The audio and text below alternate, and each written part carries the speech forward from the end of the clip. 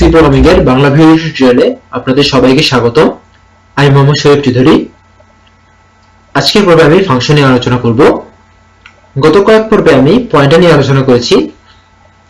প্রকৃতপক্ষে পয়েন্টার হচ্ছে অনেক বড় একটা টপিক এবং সেই টপিকসগুলো অল্প কয়েকটি টিউটোরিয়ালের মাধ্যমে বোঝানো সম্ভব না, কিন্তু আমরা পয়েন্টার এই কারণেই শেষ করে দিয়েছি যে পয়েন্টারে আরো বেশি অ্যাডভান্স পর্যায়গুলো আমরা এরপরে বিভিন্ন টপিকসের মধ্যে শিখব এবং সেক্ষেত্রে শেখাটা অনেক বেশি পরিমাণে ভালো হবে। তাই সো আজকের পর্বে আমি ফাংশন নিয়ে আলোচনা করব এবং ফাংশনের বেসিক কিছু বিষয় আজকে আমি তুলে ধরবো আপনাদের সামনে, যেখানে আসবে যে আসলে ফাংশন কিভাবে তৈরি করতে হয় এবং ফাংশনের মূল বিষয়গুলো কি সেটাই। তো ফাংশন সম্পর্কে জানতে গেলে বা ফাংশন সম্পর্কে আসলে বুঝতে গেলে আমাদের বেশ কিছু জিনিস সম্পর্কে একটা ধারণা থাকতে হবে। সেই জিনিসগুলো হলো, প্রথমে আমাদেরকে যে সম্পর্কে ধারণা রাখতে হবে সেটা হচ্ছে যে রিটার্ন টাইপ। রিটার্ন টাইপ, তারপর আসতেছে যে ফাংশন নেম,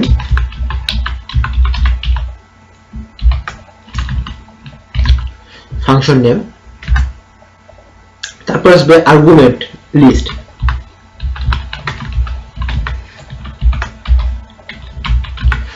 আর্গুমেন্ট লিস্ট, তারপর হচ্ছে রিটার্ন ভ্যালু,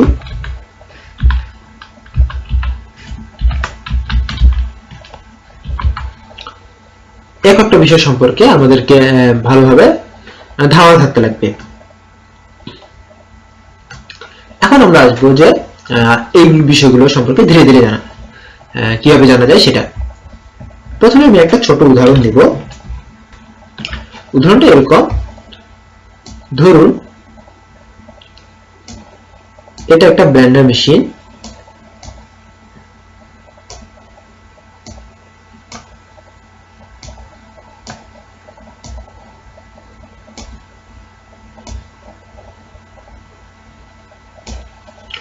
ধরুন এটা একটা ব্লেন্ডার মেশিন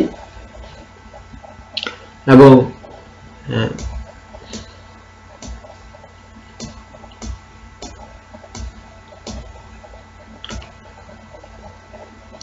এটা হচ্ছে একটা ব্লেন্ডার মেশিন।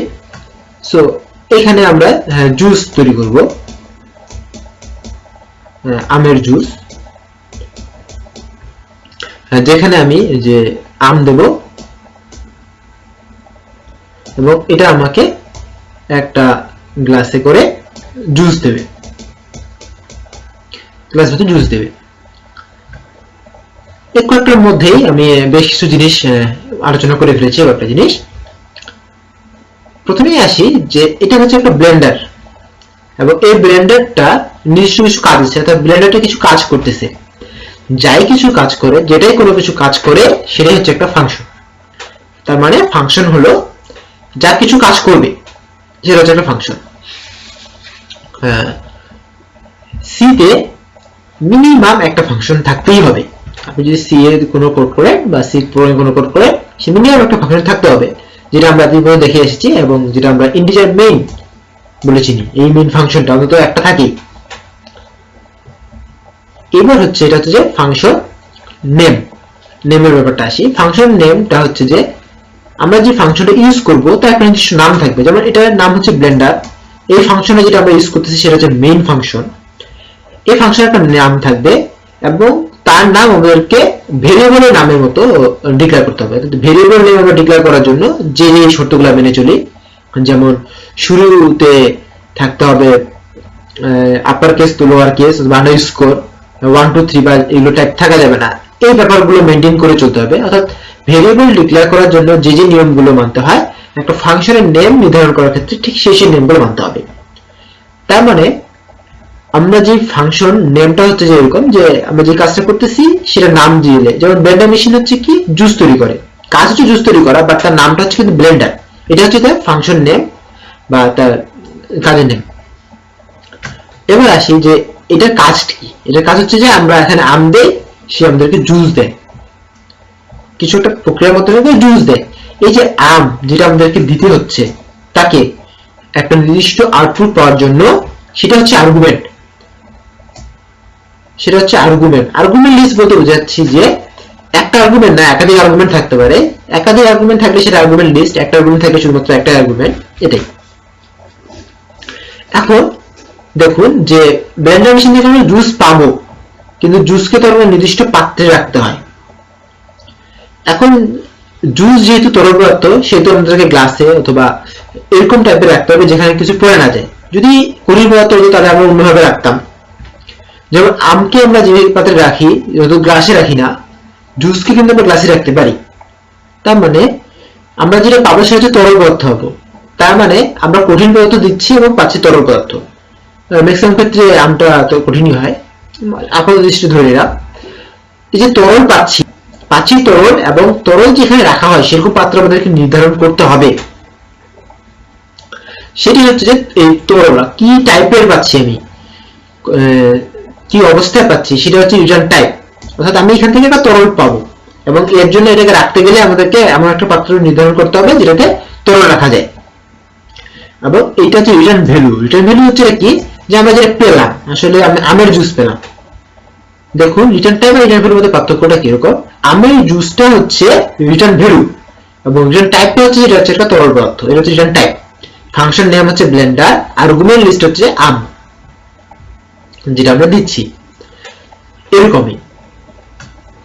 তবে যেই কয়েকটা জিনিস থাকা বাধ্যতামূলক, সেটা হচ্ছে যে রিটার্ন টাইপ থাকা বাধ্যতামূলক এবং ফাংশন নেম থাকা বাধ্যতামূলক।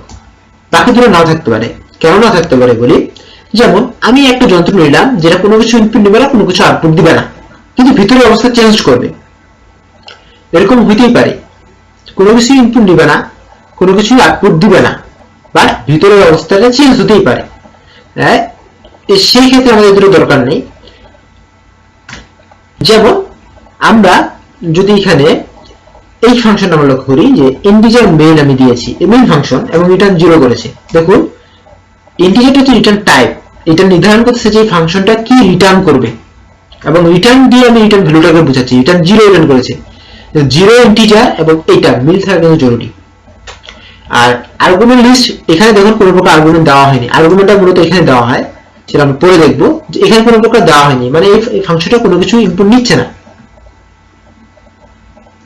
যেমন যদি এমন হতো যেখানে আম দিতে হবে না, অটোমেটিক্যালি জুস বের করে দেবে, সেক্ষেত্রে হতো।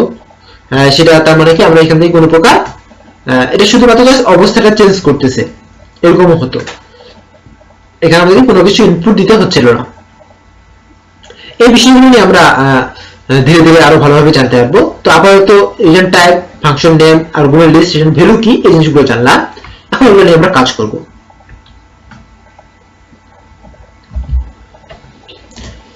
প্রথমে আমরা একটা ফাংশন তৈরি করতে গেলে কি কি করতে হয়? ফাংশন তৈরি করতে গেলে যেটা লাগে সেটা হচ্ছে যে রিটার্ন টাইপ প্রথমে দিতে হয়। আমি এখানে দিলাম যে ইন্টিজার দিলাম। রিটার্ন টাইপ গুলো বলতে সাধারণত ডাটা টাইপকে বোঝানো হয়, ইন্টিজার, ফ্লোট, ডবল, এই। তারপর ফাংশন নেম দিচ্ছি functio, এবং ফাংশন 1 দিলাম, এবং এর ভিতরে আর্গুমেন্ট লিস্ট আমাদেরকে দিতে হবে। আর্গুমেন্ট লিস্ট বলতে বোঝাচ্ছি যে আমরা কি কি পরিমাণে নিব। ধরুন এখানে একটা ইন্টিজার নিব এবং ইন্টিজার এ নিলাম, এবং এই ফাংশনটা কি করতে হবে, একটা রিটার্ন করবে। আর এটি ইউ আর রিটার্ন কি করবে, একটা ইন্টিজার রিটার্ন করবে। তো ধরলাম যে এটাই আমাকে রিটার্ন করে দেবে, যেটাই দেবো সেটাই আমাকে রিটার্ন করে দেবে। এটা খুব সংক্ষিপ্ত একটা ফাংশন হলো, যেগুলো এই সবগুলো বিষয় নিয়ে রয়েছে। এখন দেখি আমাদের আসলে এটার ব্যবহারটা কিরকম। ফাংশন আসলে হচ্ছে যে কল করতে হয়। এক ফাংশন একটা ফাংশনকে কল করে। সি প্রোগ্রামিং এর মূল যেটা ব্যাপার সেটা হচ্ছে একটা modular programming language. Modular programming ল্যাঙ্গুয়েজটা কিরকম, যেমন আমরা যখন খুব ছোটখাটো কাজ করি তখন একটা মেইন ফাংশনের মধ্যে আমরা করে ফেলি। বাট মডুলার প্রোগ্রামিংটা হলো যে আমরা অনেক বড় যখন কাজ করব, সেই বড় কাজগুলোকে ছোট ছোট কয়েকটা ভাগে ভাগ করা, এবং সেগুলো ফাংশন হবে, এবং সেগুলো সবশেষে একত্রিত করা। এই একত্রিত যে জায়গায় করবো সেখান থেকে আমাকে ফাংশনটা কল করতে হবে। আমি যদি মেইন ফাংশন একটা ফাংশনকে মেইন ফাংশন থেকে কল করি তাহলে সেটা মেইন ফাংশন কল হচ্ছে এবং মেইন ফাংশনে কিন্তু কল হয়েছে। এই ফাংশন থেকে যদি আমি ফাংশনটা কল করি তাহলে এই ফাংশনটা মেইন ফাংশনকে কিছু রিটার্ন করবে।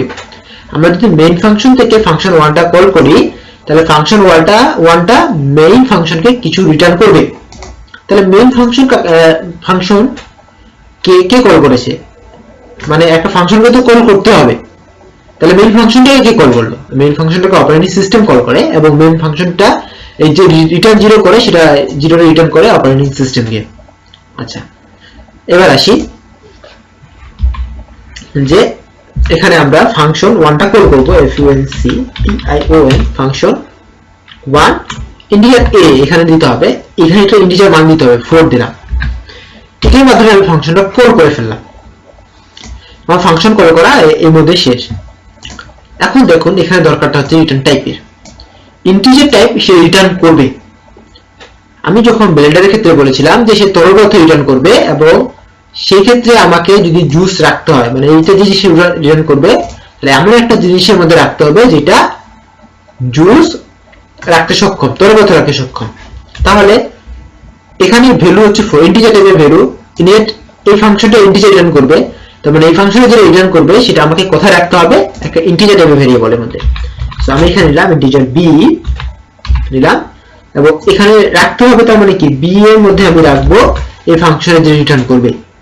এরপর যদি আমি প্রিন্ট করি ফাংশনটা b d, b যদি প্রিন্ট করি এবং এটাকে যদি আমি রান করি সেক্ষেত্রে আমরা আউটপুট পাবো 4। কেন 4 পেলাম সেটা দেখি।